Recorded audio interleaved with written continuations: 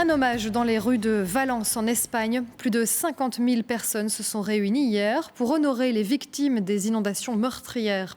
En octobre 2024, cette catastrophe a provoqué la mort de 229 personnes dans le sud-est du pays.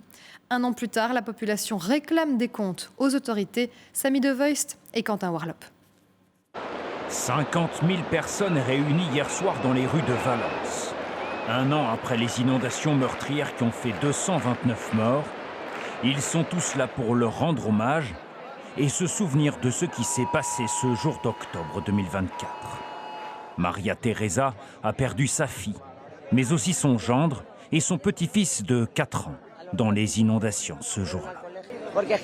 J'ai perdu 3 proches et ils étaient tous très jeunes. Maintenant, tout ce que je demande, c'est que justice soit faite, que justice soit rendue et que ceux qui doivent payer en payent le prix. Se souvenir et demander encore et encore la démission de Carlos Mazón, le président de la région, qu'ils accusent de ne pas avoir réagi assez rapidement. Mazón n'a pas réagi quand il le fallait. Et c'est une personne à qui nous demandons des comptes, voire l'emprisonnement. Un an après les pluies torrentielles, l'eau a disparu, partout où elle s'était infiltrée. Là, les carcasses de voitures ont été évacuées et les routes remises en état. Ici, le train peut à nouveau circuler.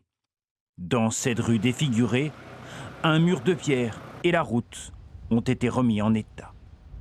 Il y a un an, Carlos a vu sa librairie complètement détruite par les eaux montées à plus de 2 mètres de haut.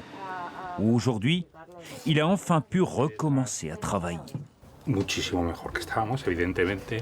Nous allons beaucoup mieux qu'avant, évidemment, mais la ville reste triste. Il n'y a plus la même animation qu'autrefois. Nous avançons ensemble avec le moral, mais tout va très lentement.